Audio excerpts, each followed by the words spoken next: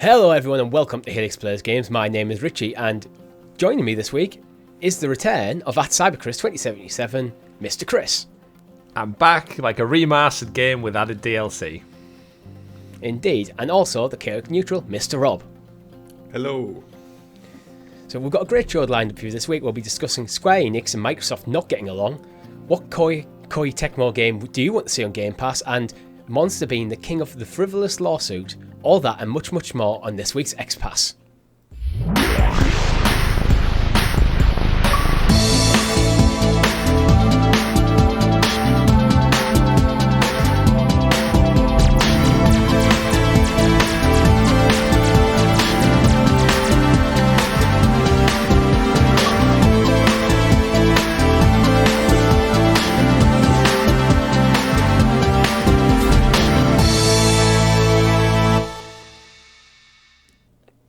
But before we get into it, make sure if you haven't already, you like the video, subscribe to the channel or your podcast feed of choice with notifications turned on, so you're kept in the loop with all of great content here at Helix Plays Games, such as our other podcasts, Talking the PS, where we break down all the PlayStation news for you happening on the blue side of gaming, our upcoming new show, Luna Listening, where we're going to delve into Amazon Luna's, all the news and everything to do with Amazon Luna. We haven't got a date for you yet. We've got a few wrinkles to sort out behind the scenes, get planned scheduling, just build that show, but it will happen soon in the next probably few weeks. We'll have more news than that for you. We have our live streams where this week I finally played Elden Ring. You finally defeated Zhang Liang, did you just say? No. I played a much superior game. Shit. You're not wrong though. Yeah. What's your verdict, Richie? Are you going to become a Elden Ring fanatic, or No. is that it for you? I did enjoy it more than I thought I was going to. Like, I thought I was just going to suffer for the entire time, but I generally actually did enjoy playing the game. To the point where after we finished streaming the next day, I went back and recorded another video, which is now up for members. Helix Heroes, fill your boots. Yeah. So you're not going to go and get the platinum, the top achievement in Elden Ring then, do we not think? Did you defeat any bosses out of interest? I wasn't on it, that's why I ask. On the stream, I didn't. But I can announce that I have beaten one boss. Which is more bosses than you've beat. You have to be a member to get to prove it, to get confirmation. Yeah, you take his word for it as it stands, unless you're a Helix Hero, and then there's evidence for you to go watch. There is. For the general listener, you make it sound a lot more shady than it actually is, but that is true. You haven't defeated a single, like... Yeah, but how many bosses have you defeated in Elden Ring? You haven't. You can't prove it to the general audience. So. I could just go into the back end of YouTube and just go push it. You can go to the back end of wherever you want. Which it'll go up live for non-members at some point. But I just sometimes when there's a little bit something a bit different, I just thought I'll give it to members first because they're awesome. So, what have you guys been playing, Chris? The game of sleep versus being awake is the only game I'm playing. No, I've finished Hogwarts Legacy as of this morning, 8:30 in the morning. And the earliest he's ever been awake. It not ever awake, but definitely the earliest I've platinumed a game or played video games to like a serious extent. And I probably need something new to play. I've been dabbling a little bit in FIFA in between looking after baby, and I guess now I'm finished with the massive 60 hours that was Hogwarts Legacy. It's kind of like I feel like I need just a little bit of a palate cleanser, so probably a little smaller title now. So any recommendations, drop them in the chat, let me know. Might go back to Hi-Fi Rush, play some more of that. Don't want to commit anything too much. Jedi Survivor is just around the corner, so... I mean, we got Ghostwire Tokyo dropping this week. We do. So do you see your gaming kind of, like, the choices of what you play changing now? Like, you've kind of got, like, a baby to take care of. Are you going to, like, gravitate to less kind of immersive titles? Because, obviously, like, there's the ever-present need to parent, or what do you think is going to happen for you? I think naturally, as I've got older, I'm not as kind of, like we've said many times at the show, we're not really drawn towards the Call of Duties and stuff, the online multiplayer stuff. So the benefit of playing single player offline technically offline games is I can pause it and I can save it at any point. So I feel like the games I'm traditionally going to play, like Jedi Survivor and whatever the next Naughty Dog game is, whatever the next Insomniac game, like Spider-Man later this year, hopefully, like those type of games, they're not really beholden to being online or time-limited matches. Ironically, even FIFA, which is a time-limited match, like I can pause that or drop out at any moment per match and it doesn't really impact my day. So I don't think it's going to change that much. Obviously, the amount of time I can play is going to be limited. A lot of the time I'm either just too tired, can't be asked, and like just sticking the TV on is so much easier. And the way you just have to like sit. I've got this great routine where she sits on my chest and I just kind of cup her whilst also playing the controller. Scared the shit out of her a few times with Hogwarts Legacy when you do the spells and it comes out of the speaker really loud. Yeah, and there is, as far as I can tell, there is no way of reducing the volume on that speaker. So the game's like quite muted. I've got the volume quite low because it's like 2 a.m. or something. But then it'll go like Flipendo and like, literally like baby almost like Flipendo's out my arms. It's like calm down, calm down. Yeah, it's just a game. But yeah, I don't think my habits will change too much. Just probably the time I have. But I don't know, Rob. Further down the line, I might lean more into maybe just more casual games, like nothing mindless games. But I guess FIFA's there for me right now for that. I could see you giving up on more platinums instead of like going right now. You've just got the platinum for Hogwarts Legacy. I think I could see you of just like abandoning that attempt. Like, yeah, well, thankfully playing Xbox and getting GamePass is up, and then prior to that, Stadia and Luna now is having all these like libraries of games. I'm not as kind of hard drilled into needing to get the platinum as I was before. Hogwarts Legacy was actually my first one of the year, which, tracking my history, I'm very much behind pace. I think we're in beginning of April and I'm on 1, whereas in previous years I think I was on probably like 2 or 3 by now. Maybe like it's usually 1 a month is my average. Well behind, but I also don't care. So we've got other priorities. So yeah, I'll just enjoy the games as they come and go, and yeah, that's what you do. Enjoy, play wherever makes you the happiest. After all, indeed. Rob, what have you been playing? Just more Resident Evil. Every single kind of gaming minute I have is in that game, and like I'm not like you at all, Chris. Like I will just play a game as until like I get my enjoyment out of it. There's nothing kind of trophy hunting for me in a game, except for Resident Evil 4 apparently, because there's a mechanic in it where you collect kind of like valuable items and you can put gemstones in them to like increase the value, and you get bonuses for certain combinations. I'm getting like super into that at the moment. So yeah, I'm like going every single nook and cranny, every single kind of tiny area. It's all getting kind of explored fully, and I'm loving it. Isn't it all this kind of talk that makes people who aren't gamers think what sad people we are? we're talking digital, like trying to just like you explaining that was like you get these gem things, then attach them to these things, and you search nooks and crannies, and like as someone who's just got 100 and whatever 44 collectibles on like a random world map, I'm literally going from A to B using a guide on YouTube to try and find this like butterfly chest that's hidden somewhere. And like if you said that to someone who doesn't game, like I just sit and watch Netflix and watch like characters and stories unfold, and we're like, no, I will go to the farthest ends of this virtual earth to find a small item that was once hidden in the original game, but for the remastered version they've changed it slightly, so I have to see what it looks like. We're crazy. Yeah, it's like when you think about it, it's like, you wandered the countryside in this game to find a magic piece of paper. Yeah, what did the paper say? It's like, I don't know, I didn't read it. I didn't read it. I just added it to the like, inventory and moved on. It went in the inventory. That's it. It's like, I've got it now. It's like, but what's its purpose? Oh, it's there to give you some information about the world. But you didn't read it. No. I collected it. Yeah, absolutely. But you know what? If it makes you happy, if you get enjoyment out of it, then that's the biggest part. How about you, Richie? As I said, Elden Ring and Octopath Traveler 2, which very much enjoying. I've got about 30 hours in Octopath 2 already. Wait, you had like 15 last week. Yeah, he's got a long week. He's had a long weekend. Well, it's a bank holiday weekend. We're recording on Saturday. Pretty much yesterday, on the morning I played Elden Ring, and on the afternoon and evening I played Octopath. That was kind of my day. It was a good day, to be fair. I enjoyed it. Yeah, not a bad day. Oh, yeah. It's your Easter weekend, like this Easter Sunday and Monday, just going to be sit down eating chocolate eggs and playing Octopath Traveler then?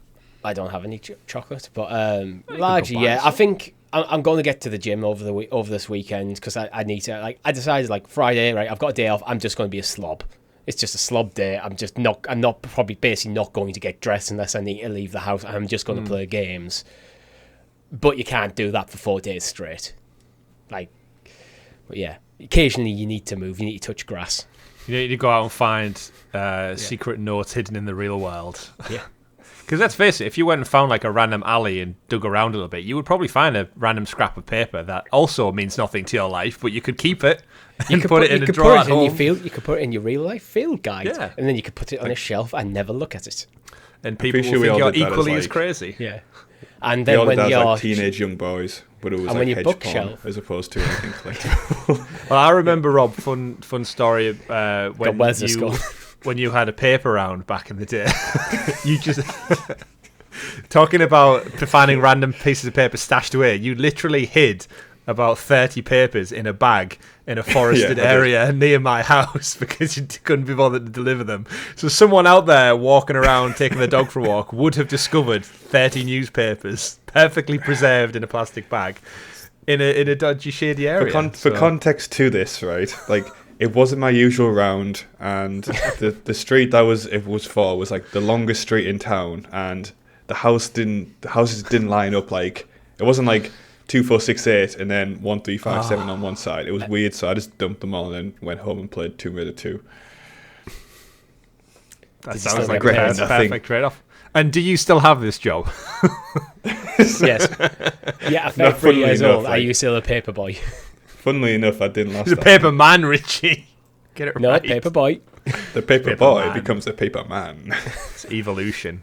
But, yeah, random things in random worlds. Yeah, I think that's enough of that. Chris, would you like to introduce us to the... Yeah, let me just find my newspaper. The excellently exuberant, excavated Xbox expose, a.k.a.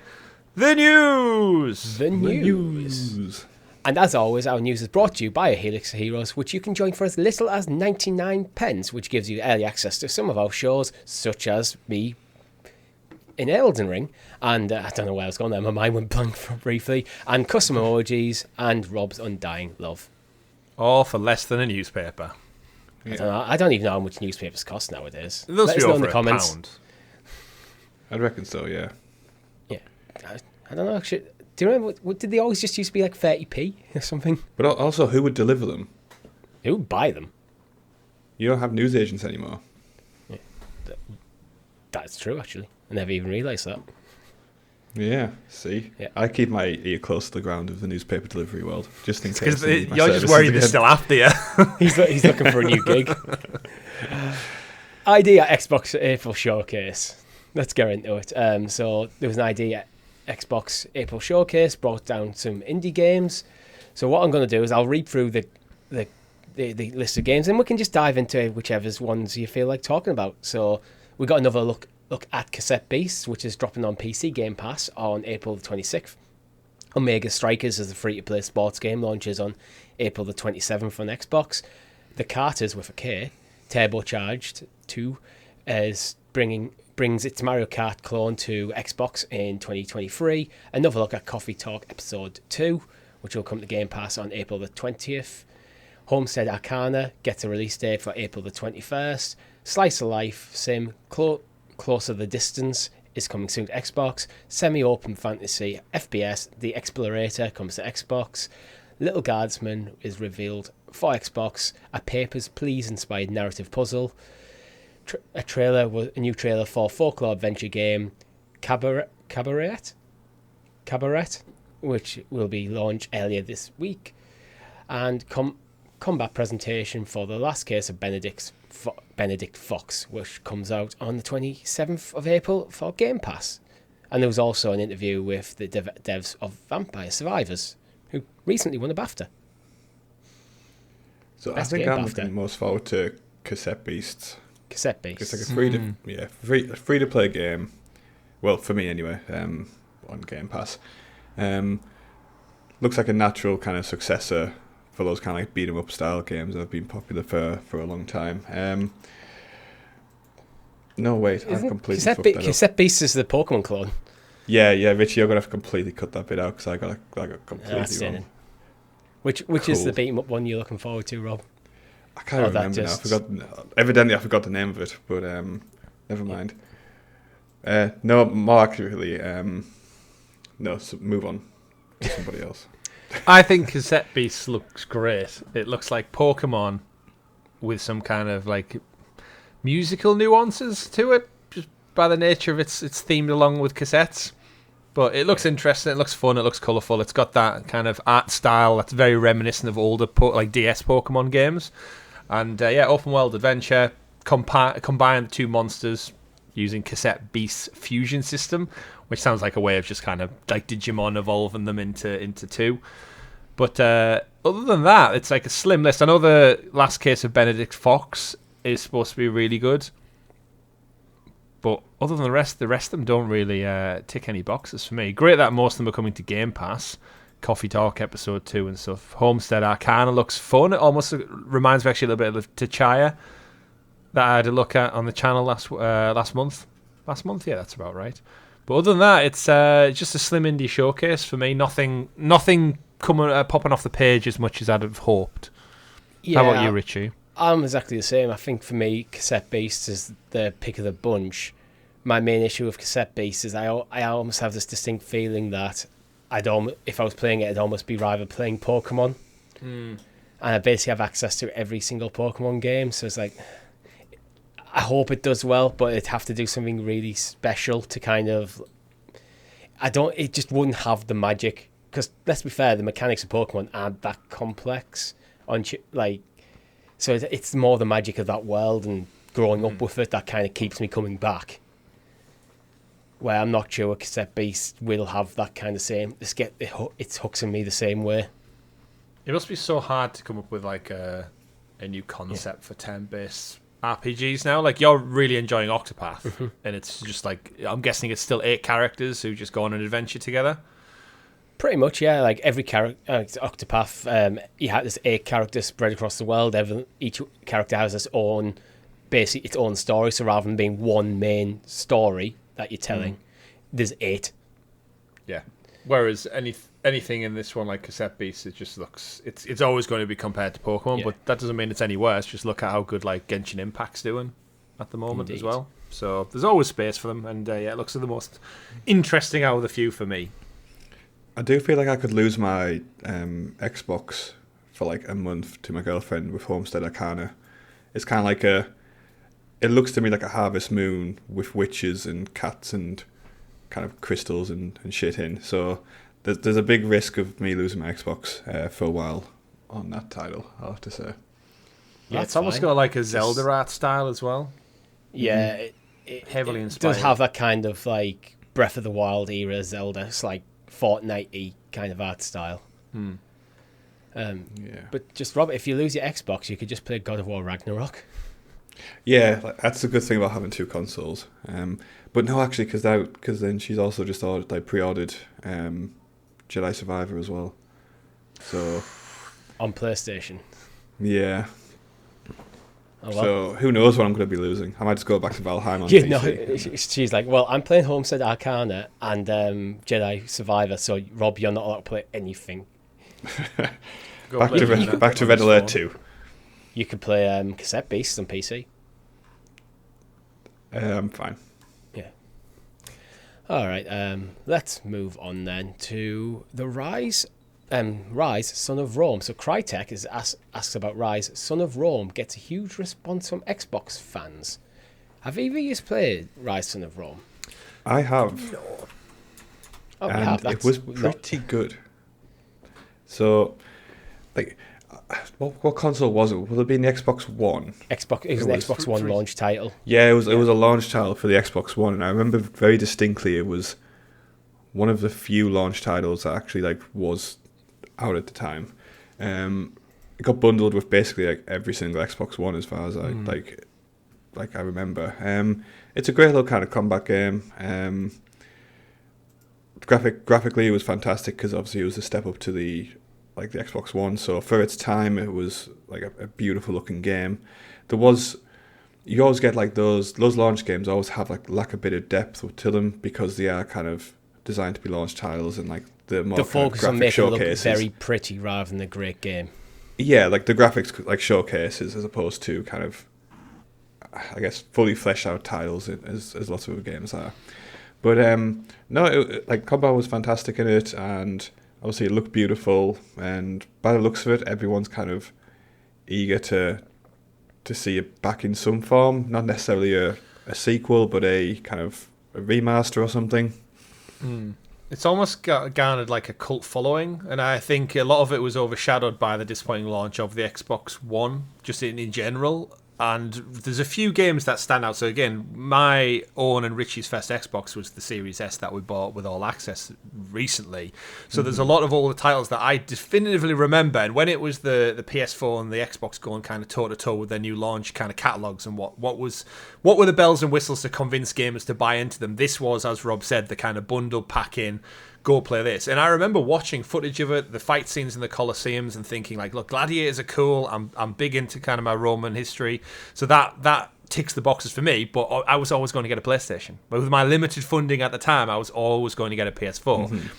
This came out the same year as The Last of Us, and there's something to be said watching the trailer now, just like games of that era onwards. I think this game still looks fantastic. It actually gives me big visual vibes of the Order 1886. In terms of like everything's got like there's a certain polish to it which looks very, very similar, and even like watching it now, I would quite happily play this game. And like I said, it had like middling reviews, but it looked fun to play. And the concept is, I think over time, it's only maybe garnered more love. And now Xbox players are like still clambering for like, what is that next game? What is that next big title? While Halo's floundering, we don't know what Gears is doing. Fable's evidently always in the works. The Forza games will come and go, but it's still just a racing game every year. Like, what is that next big Xbox thing? I'd love them to give Ryse another crack of the whip. Although I wish they did spell it just Ryse. The Y in there really does annoy me. Do you think it's just one of them, like The Order, where it's actually a good game but didn't quite land the way people wanted to? Where I think with The Order, the biggest criticism I always saw was it's too short. Yeah. And then it got a load of criticism around that, where it's actually a phenomenal game. And then Sony just kind of went, we're not doing that anymore, which is the wrong decision. It's a where massive with shame. Ryse, like, with Ryse on the Rome, is it one of them games where actually the first game didn't quite land the way people wanted to? It's a good game, but people could see there's more to come from it. There's more to come from this franchise, and it's a shame that it's kind of been put on hiatus for a decade. Absolutely. It's, again, exactly the same as the Order 86, where I feel like the worlds, like visually these games look great. They clearly had success, and I feel like they would both have benefited from a sequel. Like Assassin's Creed 1 to Assassin's Creed 2. 100%. I feel like a sequel to Rise Son of Rome, Fall of Caesar, or whatever the hell you want to subtitle it with, would be a lot better in every way, shape, or form. Just like the Order 86, if that got a sequel, it would, because the world was great with the Lycans and the wolves and everything like that. It would have been more of that, and visually it still holds up today, so it's just a shame. So yeah, if Crytek want to get on something, and let's face it, Crytek haven't really had any smash hits themselves, what is any worse than either trying to launch a new IP or going back to something that maybe has a bit of a cult following now and building on that and maybe like hitting gold with it? Yeah. And the thing is, most people will have played it from that era as well because of how bundled it was. And now it's on Game Pass, even more will, because they'll at least check it out, right? So you've got a better platform probably than you had back in the day when no one bought an Xbox One. Yeah, maybe it's one of them situations where because we've had enough time now, probably too much time since the game came out, if they try to do a Rise 2 immediately, it might have been like when the criticism of the game was still fresh in people's minds, about what they didn't like would have like maybe struggled. Where now, because it's had time to just move beyond that, people can go with like cool heads and go, actually, there's a lot of good there. There's still some problems, but if you took this and then you could elevate it again, you could be something really cool. But Chris, how awesome would be an Order like HBO series? Oh, the world's fantastic. It just needs it's as you were talking, it's like, oh, that'd be amazing. Like that IP as like a HBO like show. I enjoyed the Order 1886 so much. I actually went out and bought the special edition one that comes with like the little vial necklace thing, because it was a lot cheaper, and because no one really talks about it, it's like surprisingly cheap, even though it's a collector's edition one. So I already had it, and I enjoyed it that much because the world's just great. And if you play it today, it just holds up, and that's why, again, visually looking at this, looking at Ryse, you know, I was saying about I needed a game to fill that 2-week gap. Mm-hmm. Yeah. I think this might have just piqued my interest now, because it can't be that long, right? That was one of its criticisms, is like The Order, it wasn't over long. So if you're out there watching, if you think I should check out Ryse Son of Rome, let me know in the comments, and that might well fill the void for the next fortnight. Indeed. Very easy to put it, like, pick up and put down as well. Yeah. Let's move on now to Resident Evil 4: The Mercenaries DLC. Rob, you've been playing it. I have, yeah, and I'm absolutely loving it. As I've talked about basically for the past 3 weeks, I think, like, I have nothing bad to say about Resident Evil 4, and the Mercenaries mode is just like an extra little kind of bite to the cherry, which is a lot kind of more fun because you can play with like lots of kind of historical characters and lots of kind of people outside the main narrative. Yeah, it's just a bunch of hard mode fun, and I think it'll have legs for me for a long, long time. Trying to get like it works on like the like C, B, A kind of S plus rank system, so I can see myself going back to it a lot to kind of get those achievements. Can you play as people from previous games? So like, can you run around as Mr. X, or is it like limited to just Resident Evil 4? I've only played, like, my favourite character of the entire series is a guy called Hunk, who's like this like mysterious kind of guy who just like always wears a respirator mask and is just like OP. He's a guy like the lone survivor guy. So I've only played as him so far, so I haven't actually checked out the full character roster yet. But there's like favourites kind of like Ada Wong's in it, Chris is in it and stuff like that. So there's plenty of choice. Hunk looks like one of the guys from Killzone. All the bad guys from there.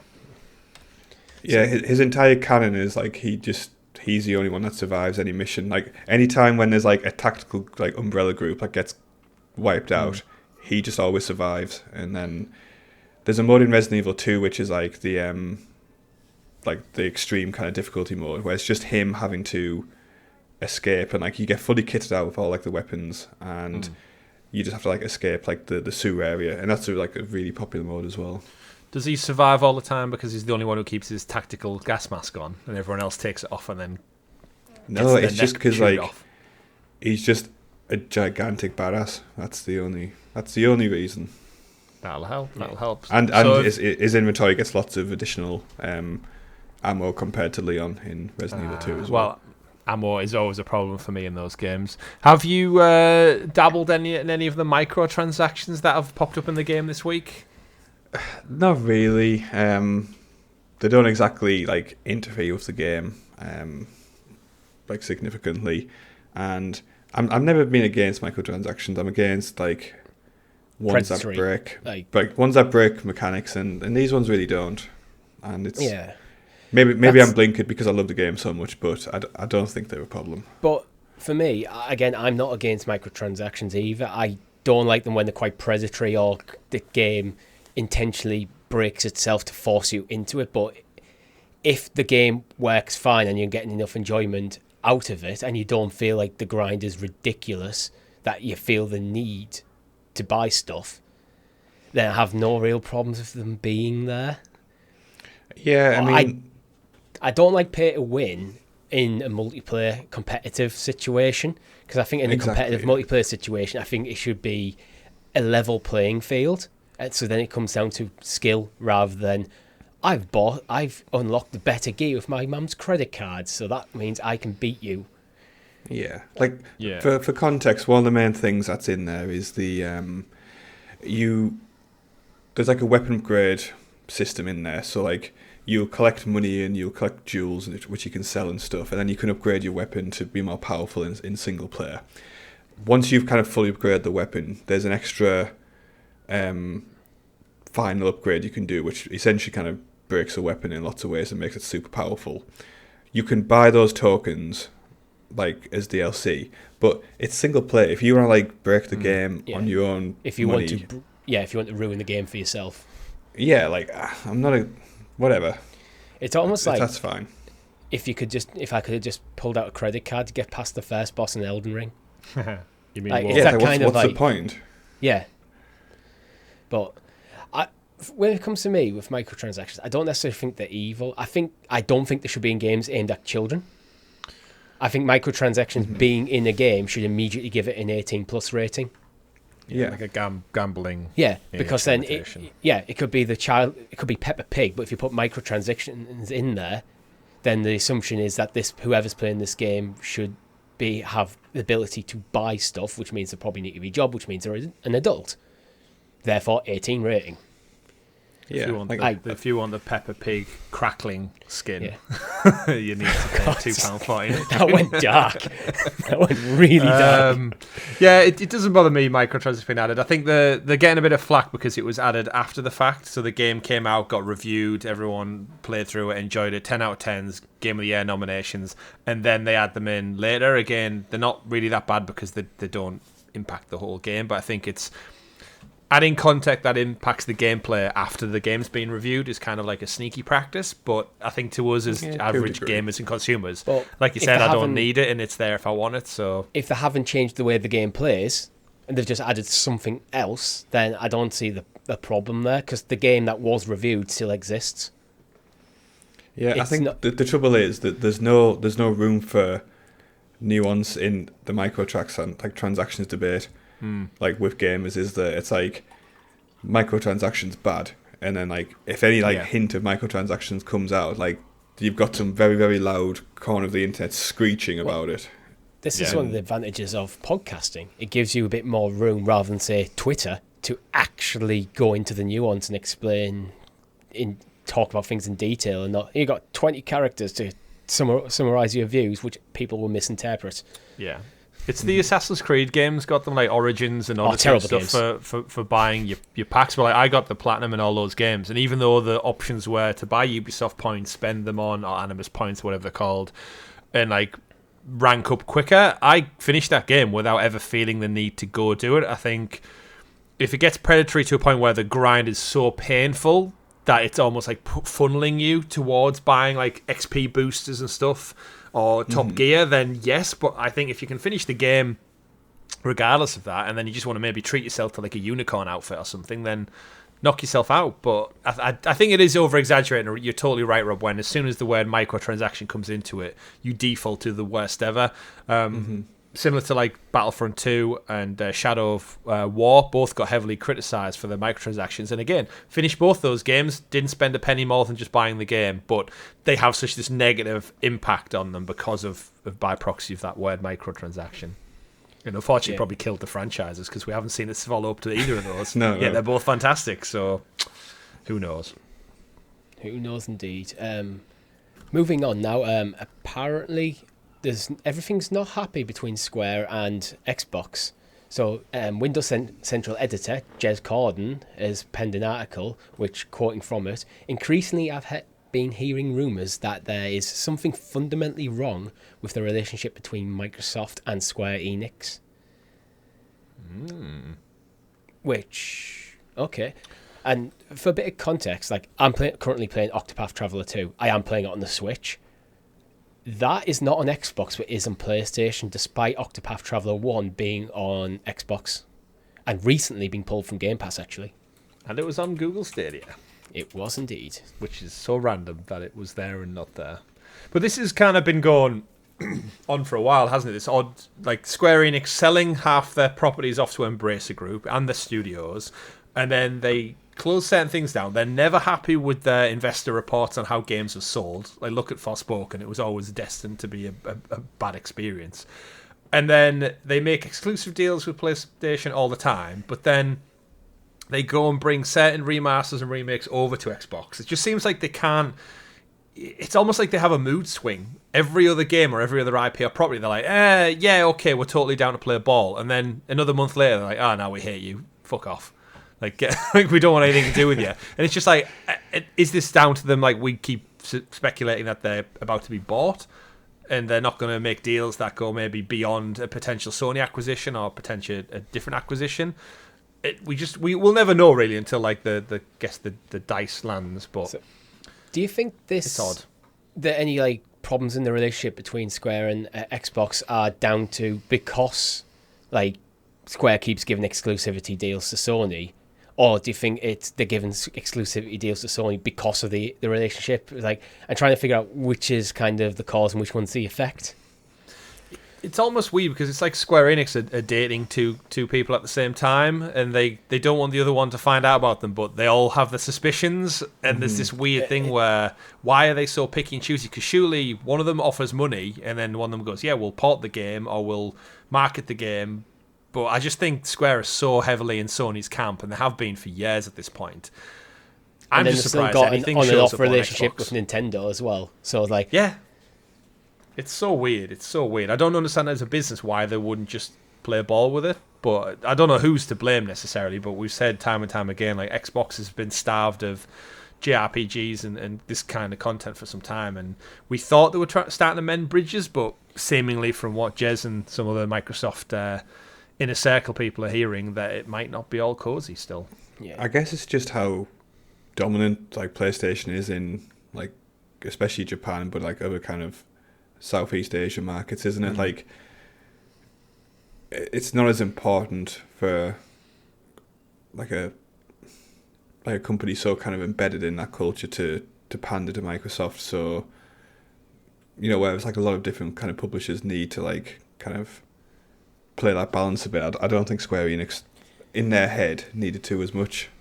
So like it's just like a relationship that hasn't really developed. Do you think it's almost like a weird sense of nationalism creeping into the culture, where actually they're more happy to work with the Japanese-based like platform holders like Sony and the other one, Nintendo, where they're looking at Xbox and going, well, actually, our games don't sell as well on Xbox when we do bring them compared to the other. Like, they've pretty much jettisoned their Western IPs anyway. It seems to be a weird move where Square is becoming more Japanese really as a company again. Yeah, well, what was that game that they blamed Microsoft and Xbox on for like the poor performance? I can't remember. I think it was was it Outriders? Maybe, or it might have been one of the Tomb Raider games. Because it was Square Enix published Outriders, but they didn't pay out. Shadow or Rise of the Tomb Raider was one of them originally an Xbox console exclusive. Yeah, Ryse was exclusive for 1 year, which fucked over the sales of it because everyone was like Tomb Raider was a PlayStation icon essentially. Yeah. And like people like me had to wait a whole year to play it, and it just annoyed everyone. I still haven't played Shadow. It's such a good game. They're all good games. I've played Ryse. I haven't played Shadow.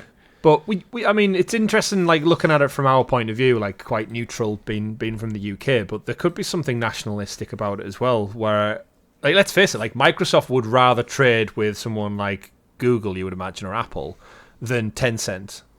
Mm-hmm. Just by proxy of like the legalities around it and like the government protocols you've got to go through to trade now. It could be obviously not as like red tape ridden, because it's again, Japan and America have a fantastic relationship, but like you said, it just must be easy to just go to Sony, go to Nintendo, and like everyone's for lack of a better term, local. Like they're all based in and around the same thing, and like you said, they've got the same cultures and like ideals. It's actually a small industry in terms of the people involved. Oh, 100%. Jeff Keighley runs the whole damn show apparently. Yeah. But yeah, they do have very different, like, Japanese kind of business, like, kind of etiquette is very, very different from like Western business etiquette. And fair enough, like those lines have started blurring a lot more, you know, the past couple of decades. But you know, before that, it definitely wasn't a perfect match between kind of, you know, etiquette and things like that. So that probably plays a big part in it as well.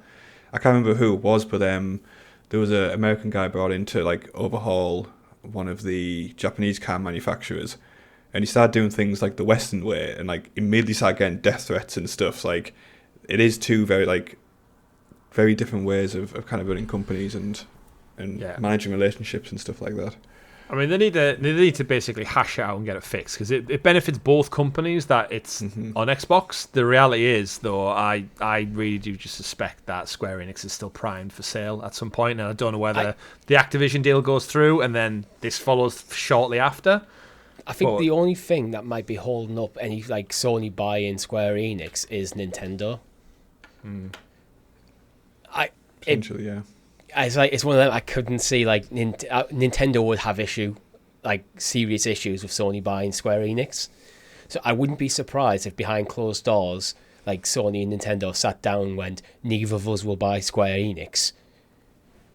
We're happy to do exclusivity, do what we're doing, get as close to buying as we possibly can without kind of upsetting each other. Yeah, there is an insular element of like, what if Square Enix is just, again, when you're saying about like where they're based and stuff and cultural stuff, maybe they're just not happy Microsoft is swooping in and buying Activision for shit tons of money. Like, they could. Or maybe they were going to buy Square. Yeah, like you've almost like jilted us at the altar. Like, we were in discussions and we were starting to bring games over to Xbox, and you were going to possibly buy us. We sold our Western division to Embracer like you told us to, and then you've gone and just shafted us royally by buying Activision. What the hell, Xbox? You're getting nothing. The thing is, there probably is a lot to it. Maybe Square Enix were looking at Microsoft as to buy the stuff that like Embracer bought. And then maybe that fell through. There could be a lot of stuff kind of like that. Maybe that's just fell through because of Activision. Because of the Activision Blizzard deal, where Microsoft turned their attention over there because they see as more lucrative. And then it's just left Square like... There's probably a lot... It's probably not a single thing that's causing this kind of fracture in the relationship. It's probably a number of stuff. It does feel like a Telltale game where it's like... Square Enix will remember that. It's okay. Well, and like a Telltale game, we'll never see it finished because it's episodic. Inevitably, it all goes back to the same narrative of just like Embracer buying literally everything. Clementine. Yeah. But Ghostwire Tokyo is out this week. So April the 12th it comes out on console, PC, and cloud. On Xbox, it's already been out on PlayStation for almost a year. Exclusive, formerly exclusive. It's not exclusive anymore. Or at least it won't be until this week. Yeah. Any thoughts? No, this is my similar trope of Arcane / Bethesda style games where it looks fun. I like the concept. When I look at the gameplay, I just go, eh. Like, there is just something like Prey.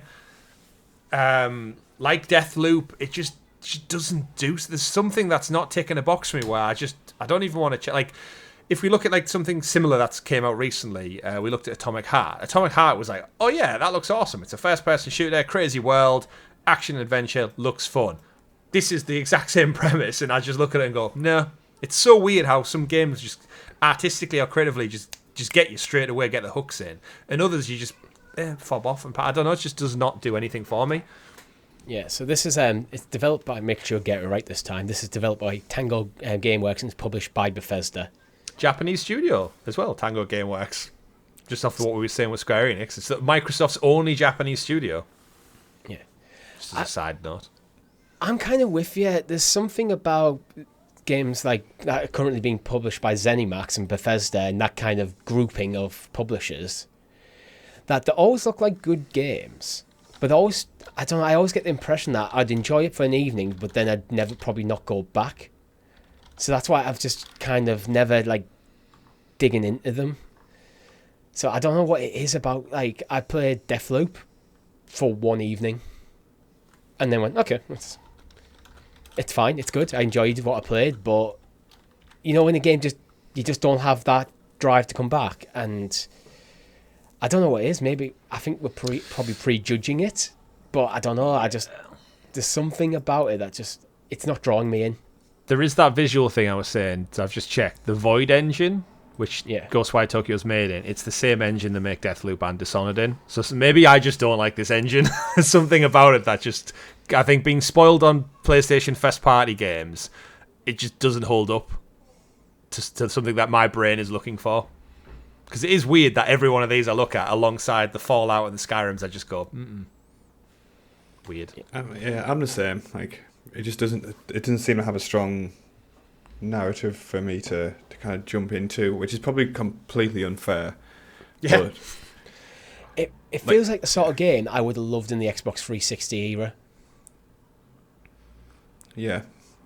I think it's got like a horror vibe. Like it's got that like a neon cyberpunk aesthetic as well. It's got almost like a Slender Man aesthetic cool, to it, like which magic. All mechanics. tick tick tick tick, and yeah, I watched the gameplay and just go. But you know what? With it coming to Game Pass, I didn't even think twice about it on PlayStation last year. So maybe now it's there to try and check out. I'd play it, but part of me thinks I'd rather just go play Atomic Heart again or BioShock for like that type of first person fix, or Wolfenstein. Like there's just so many more things that, unfortunately, the similar thing with Dishonored and Prey, where they don't hit that, I would say, AAA quality. And I worry sometimes for Redfall for like a similar thing.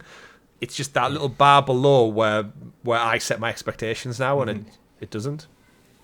Yeah, it leaves a void. It gets described a lot as like a solid 8 out of 10, and I think the place we're all in as gamers now is that time is the most valuable like element, and 8 out of 10 just doesn't really cut it compared to what else is out there.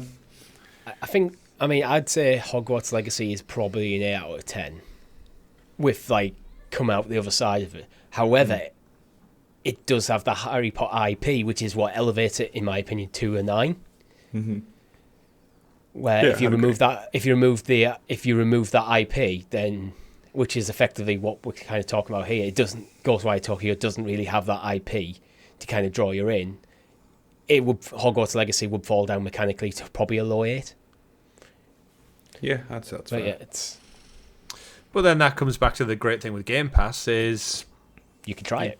You can just try it, and if the first kind of opening hour or so really gets you, then fantastic, you've got the whole game to play. And like Rob was saying, I think Metacritic it's at 75, user score 8.6, so it's a good, if not great, game by all standards. So yeah, let us know if you're going to be checking it out this week. But you know what, Chris and Rob, you do like Koei Tecmo games, don't you? I like a specific franchise of Koei Tecmo games. Yeah. What Koei Tecmo game would you want to see come to Game Pass? Every single Dynasty Warriors.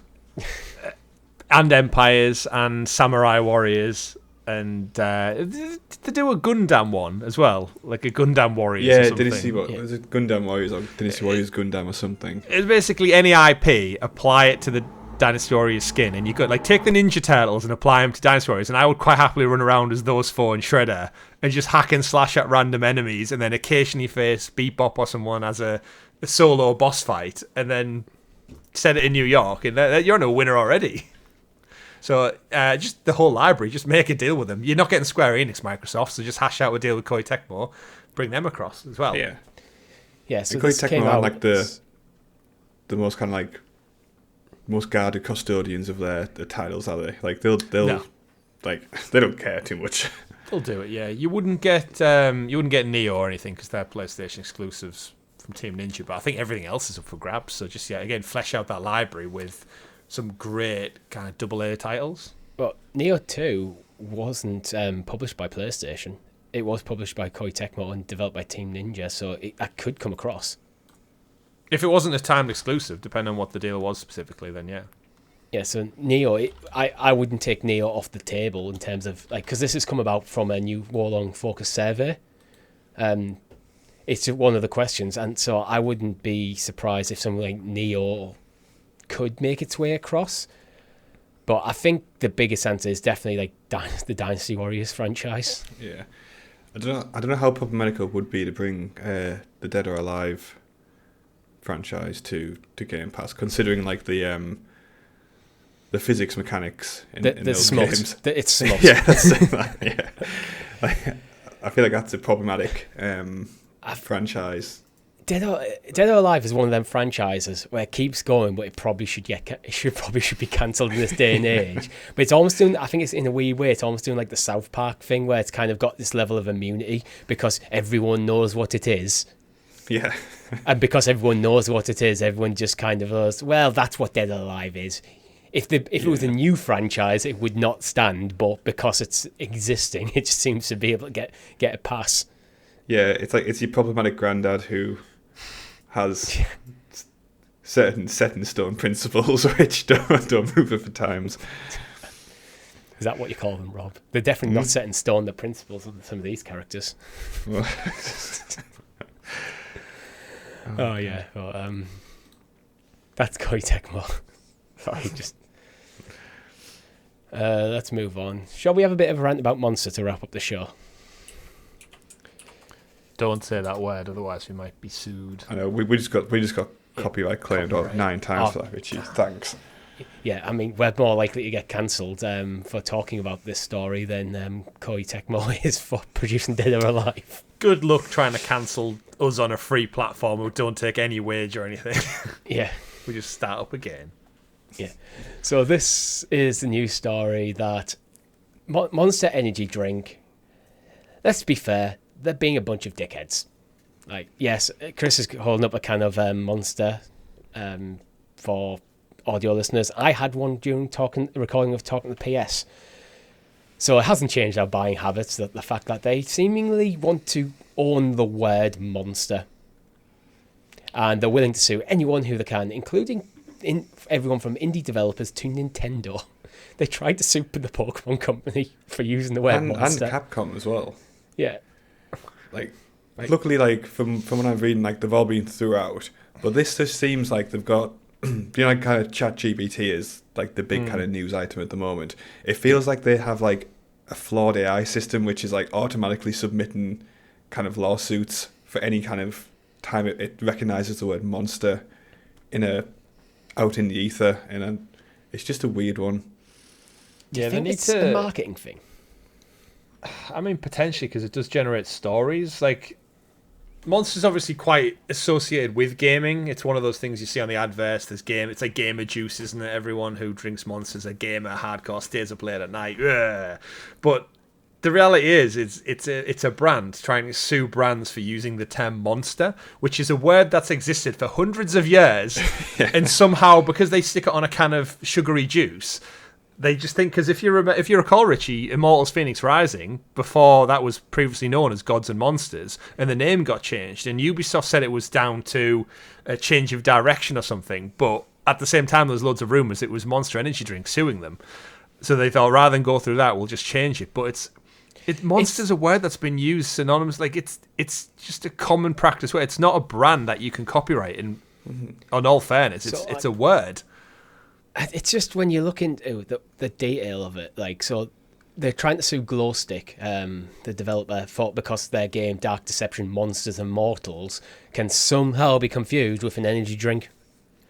But this just isn't how trademarks work. Like, trademarks work, you kind of trademark against a category. So yeah, like a drink that comes out called like Monsters and Demons Energy Drink. Maybe, yeah. Like, I can see the loose logic there, but like, Resident Evil 4 Monsters, like, what? Like, they get carried away with green colouring in the logo as well, because black and... You know what else isn't copyright? Colours! Like, they're around. Like, you can't just go, that green is our green, and then just keep it forever. I mean, I know you can to a certain Pantone level. Who else uses a black and neon green colour scheme? Like, Xbox. For a company called Glowstick. Yeah, like, it's... like, I felt bad when it was in the 90s used that.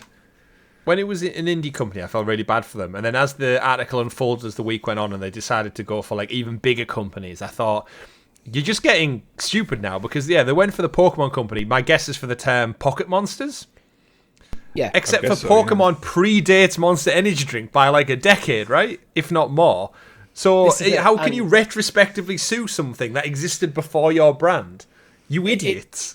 If some sort of beverage called Monster or something very similar, fair enough, protect your IP. I'm not against IP protection, but when it's a completely different industry, you can't just copyright a single word in the bloody dictionary that existed more than 1,000 years before you.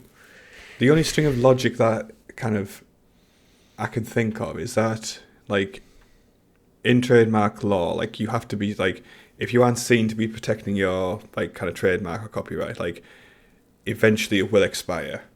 So, like, you do have to do certain things to, like, against, like, blatant copiers or whatever. Like, a company that brings out, like, a Red Bull energy drink, for example, like, Red Bull has to sue them, or you can be seen to be consenting through inaction.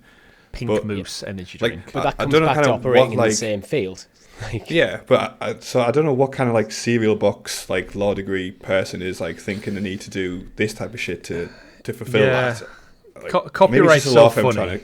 It must be a law firm. There is so many nuances, and we've seen it in the UK, haven't we? When it's like Colin the Caterpillar chocolate birthday cake is going to war with, from Marks and Spencer's going to war with Aldi over their chocolate caterpillar cake, because they're obviously they look the same. It's a chocolate log cake with a caterpillar's face on the front. How many variations and differences can you have with that? Just like energy drink, it's sugar water and you stick it in a colourful can. If it tastes nice, people drink it. But it just makes me laugh. And obviously none of these lawsuits will really go past, especially for Pokemon and Capcom. They've got enough money in the bank and decent lawyers to do it. But I do feel bad when they go after these smaller indie teams who maybe are only one or two people who have no lawyers and have very limited funds to stand up for themselves. Exactly. And then, like, fair is fair. Unfortunately, the capitalism, the richer companies probably going to just ground them in the ground where the fees alone mean they can't keep up with the court summons. And it can be very scary to get like a letter like that on like a very nice like thick GSM piece of paper, and it's like got like TBL See you in Lord court or whatever. Yeah, and like it can like sometimes that works, just sending someone a letter, and like a lot of indie companies will just fall over because they don't want the chew. It's like with parking fines, right? They send you a scary letter saying, pay it now and you'll pay less, you'll pay half the amount. And everyone goes, oh shit, I'll pay the £30. Whereas realistically, you probably were allowed to park there. Yeah, I don't know. And the realistic thing of this is, the reason why I wonder, is this just a marketing thing? Because even though Monster are basically coming across as the bad guy in this, Chris is currently drinking a can of Monster and I've already had one today. Both of us knowing about the story. Like, it hasn't changed our purchasing habits, and if you extrapolate that, they've now effectively got 10 minutes out of us talking about them, like on a podcast, and hasn't impacted our purchasing habits. I mean, I still think lesser of them. So if they want that's their brand image to be, then that's on them. But the reality is, you're still going to buy Mango Loco. Yeah, but I still think they're a shit company. So it's that perception of like, I'd rather be a good company that makes good drinks than a good drinks. I would, but shit image. They seemingly don't care. Like, otherwise they wouldn't be doing this. Maybe they're hoping to just like win their lawsuit over Pokemon and then scrape them for millions and millions and millions, and then we'll see Pikachu on a can one day having like Pika juice. Do you think they just have a lawyer on retainer who gets bored and just picks a random company and just goes, we'll sue them? Literally just searches the word monster and goes, let's see. It's who've we got? Is it Stan? Who's the one who did Dracula? Was it Stan Frankenstein? It's like the equivalent of like a middle manager in like a company whose job it really realistically probably doesn't need to exist, so finds things to do to make sure that he's important. But in this time it's a legal team. Like a job justification. Yeah, we have to sue people to justify our existence. That's the one. Bram Stoker, Dracula. He used the word monster in Dracula in 1897. I'm going to sue him for using the word monster over 100 years prior to our drink existing. Sounds fair. Yeah. Either way, I for one will not be drinking another can of Monster for the rest of today, at least. I for one also will not drink another can of Monster today because I don't have any left. Good to know we're unified on this. Yeah. For at least today, we will protest by not buying more cans of Monster. The height of internet activism. We will do something that does not affect our general day-to-day habits. Yeah. Like, people should like, subscribe, and share. They should, because that's all we have time for this week. Thank you very much for watching. Make sure you've liked the video, subscribe to the channel or your podcast feed of choice with notifications switched on. We have a Discord server, so you can see how the rant unfolded late last night about Monster in our Discord server. And if you're a member, you can get early access to some shows such as Talking the PS and me taking on Maggie, the Fell Omen. Fell Omen? I think that was his name. Either way, there's a Elden Ring members exclusive video up now for you. Thank you very much for watching. My name's been Richie. I've been Chris. And I've been Rob. Goodbye. Goodbye.